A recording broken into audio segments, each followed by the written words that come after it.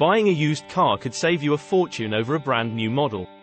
Here are some things to consider when looking for your next vehicle. The following advice will help you on your car buying journey when you're on a budget.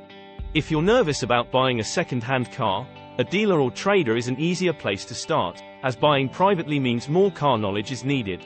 A franchise, or independent dealer who sells new and nearly new cars are usually more trustworthy, but will cost you more. The bigger the business, the more peace of mind, but also the more overheads they have to pay too, which will bump up your costs.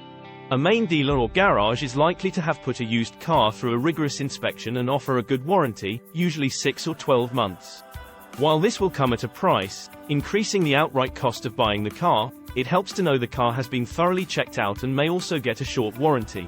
Buying from a private seller saves higher upfront costs, but may prove to be a false economy, as the car could end up costing you more in repairs, so be sure to factor this in. Consider what you're looking for and what you need the car for. If cost is your biggest factor, it might make sense to sacrifice the guarantees for a cheaper price. Independent garages often care more about their reputation. Doing a search online can reveal how happy previous customers are. Once you've got a short list of cars, set a strict budget. Make sure you turn the car over, listening to the engine, and look carefully for any signs that it might not be running right. If you're buying in an online auction, remember that auction sites sometimes add fees on top. Find out what they are beforehand, to save any nasty surprises. Kick the tires. Literally, it's worth getting down on your knees and inspecting them properly. Tires need 1.6 mm of tread as a legal minimum, so if they're below 3 mm you'll have to factor in the cost of changing them soon.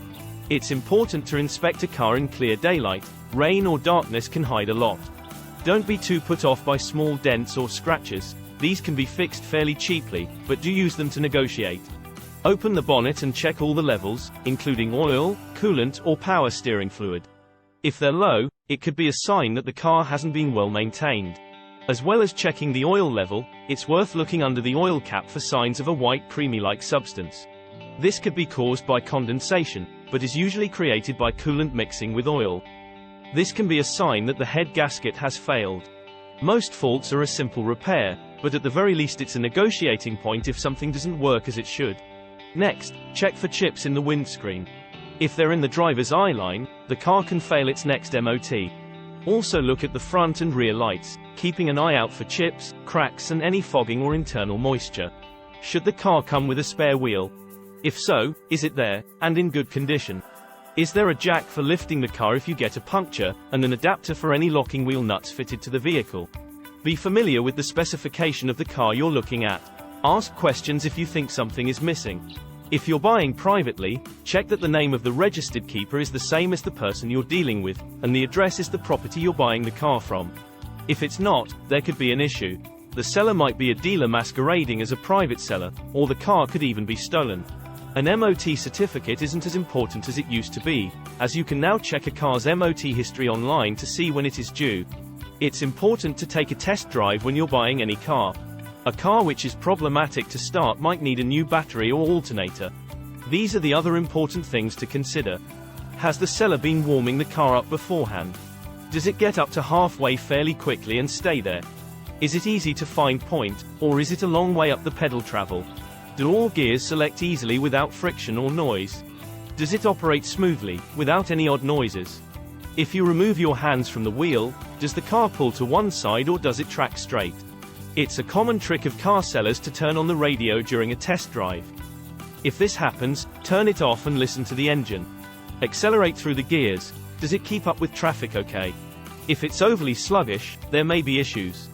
If you get the chance without a car behind you, try going hard on the brakes. Does it stop cleanly, in a straight line without pulling to one side? Once you have checked all of these things, it's time to think about your budget.